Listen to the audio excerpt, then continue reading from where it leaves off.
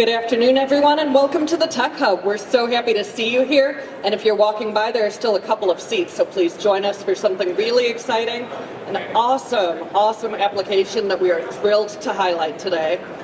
I'd love to bring to the stage to talk about accelerating packaging innovation with 3D printed mold inserts, a beautiful case study, an incredible real-life application with huge impact for a brand we all know, we all love, we all drink, we all eat. We're going to talk with PepsiCo today. So I'd like to bring to the stage now the CTO of Nexa 3D, our own incredible Izar. And from the PepsiCo team joining us, we have Max and Tangtit. So I'd love to welcome you all to the stage now. Let's welcome them. Who uses stairs? There's also a case study available right now on the Nexa 3D booth, on the Nexa 3D website, rather. If you'd like to learn more about this, it's in writing. We've got beautiful quotes from Max and some parts in our booth, 1501. We welcome you all there. Thanks so much. Izar? Thank you, Sarah. Thank you, everyone, for coming. Okay. So what do we do at Nexa 3D? Well, believe it or not, we make time machines. And why time machines? Because we give our customer their most valuable asset back, which is time. And now, I'm going to give kind of a quick introduction on how we're doing it and hand it over to PepsiCo to talk about this amazing application. So, when we started this journey a few years back, we made sure that we place our bets on exponential technologies that scale over time and that give us the ability to deliver on speed, scale, and accuracy. And as you can see, one of the main components that we're using is the LCD technology, which is at the heart of our light engine, which I'm going to show in the next coming slides. And on the left, you can see the trajectory of the parts, speed, and scale that we're seeing today, but that we're also expecting to see over time as we grow our platform, speed, resolution, thanks to this exponential technology that we're using at the core of what we're doing. So the way we look at our solution is from a holistic point of view as an end-to-end solution. We have tools to identify the parts that you're interested in, the parts that will make the most sense for you as a customer to print using 3D printing.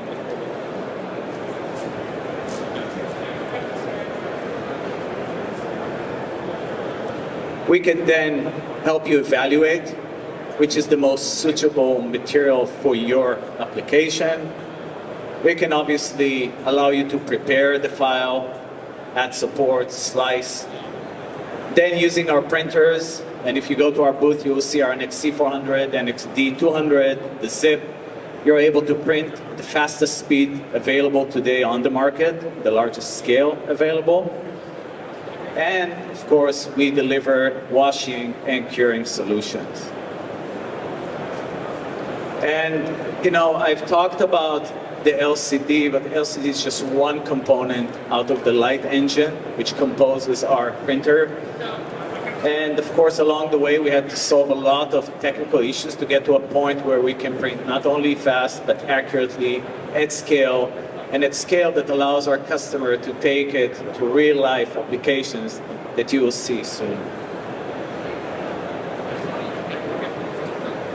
One component is the light engine, the other one is the membrane. The membrane allows us to overcome the forces that the part is seen during the printing process. I'm not going to go into the details, but if we talk about the LSPC as the core technology, LSPC allows you to print at scale with the uniform part quality across the build plate, with the software that takes you from start to end through the whole workflow, and eventually with materials that are functional, materials that can be used in real-life applications. So without further ado, I want to hand it over to Pepsi to talk about this really exciting application.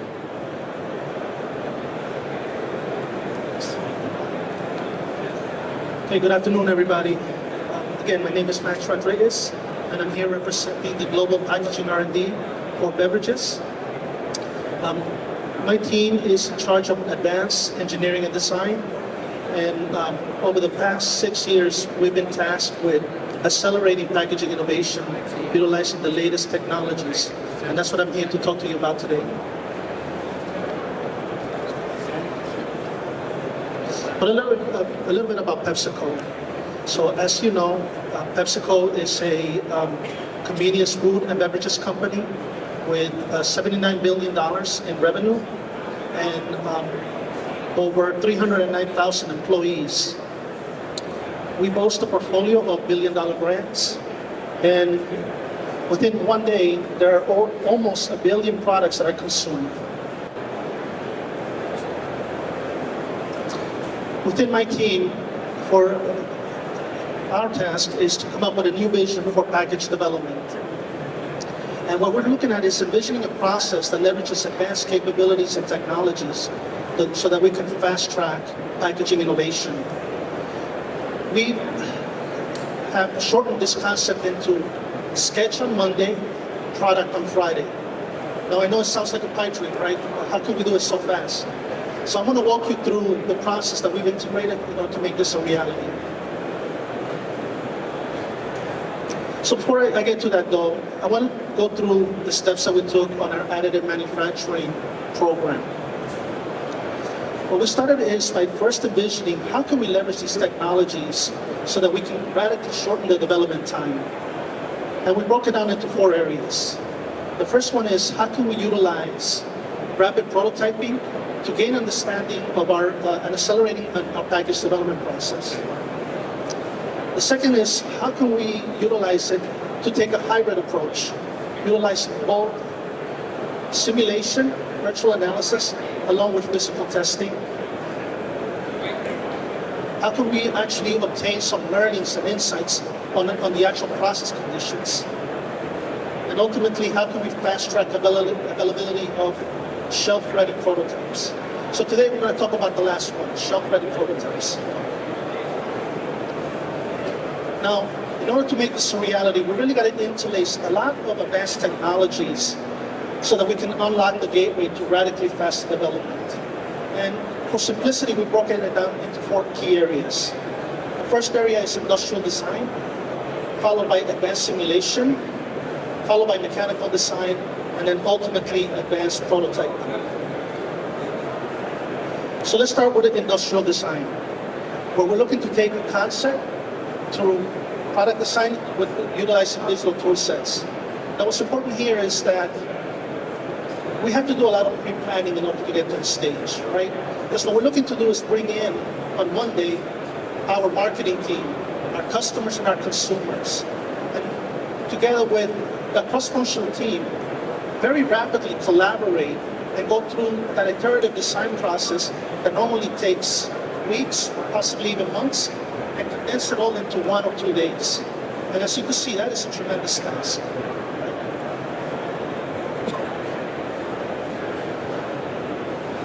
Once we're able to get something that we feel it's in the direction of what is solving a consumer need, a consumer want, we then leverage our advanced simulation capabilities.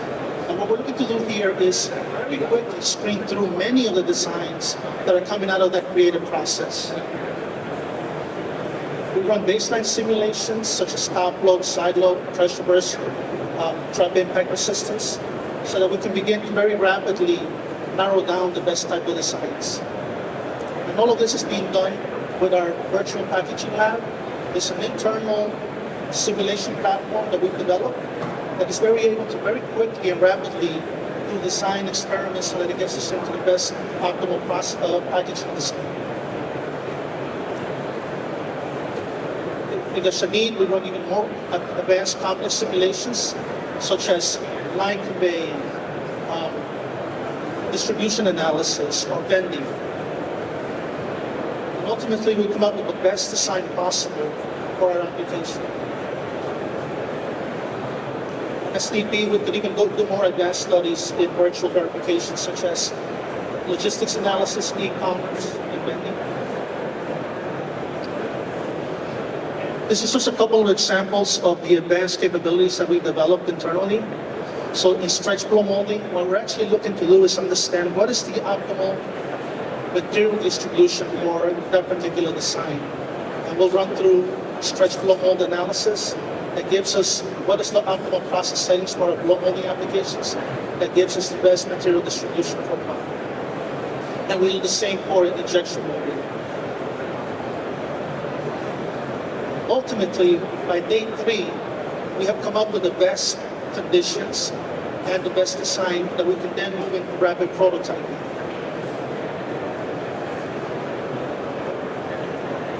And here, we utilize our technology, our patented technology that we've developed internally for being able to take a CAD and generate a mold tool within 24 to 48 hours. Right? And Tactic is going to walk you through that process. Thanks, Max. So here I'll do a deep dive into our patented modular mold set. What we have here is a combination of subtractive and additive manufacturing. So the aluminum shell here is a universal mold that is suitable for most standard blow molders.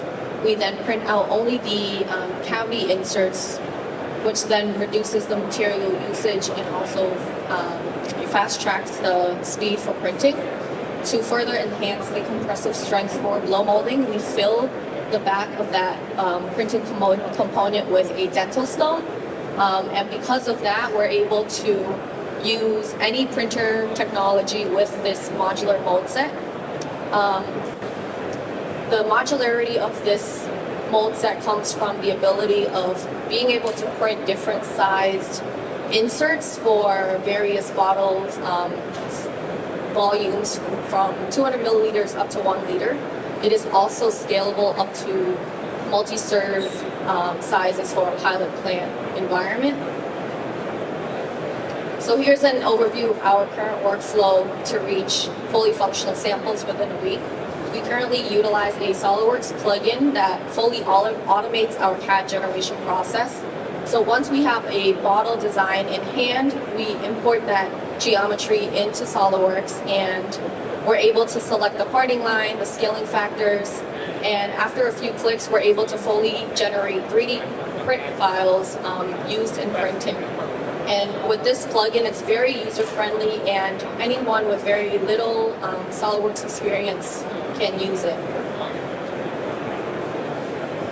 So while the part is being printed, we're able to conduct SBM simulation in parallel.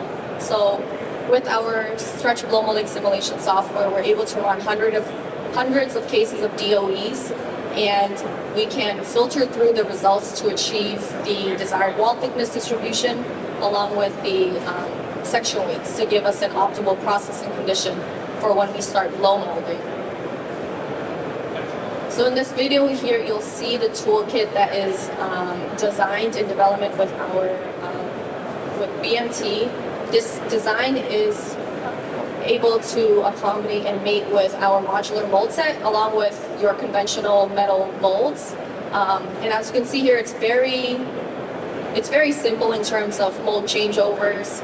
It's very straightforward. So once the mold is fully assembled, by day 4, we're ready to dial in the process parameters based off of simulation and start the blow molding process. By day 5, we're able to get fully functional parts ready to be filled, capped, and used for physical testing, as well as downstream activities such as line convey, vent testing, things like that. So you'll see here the bottle being blown from the toolkit.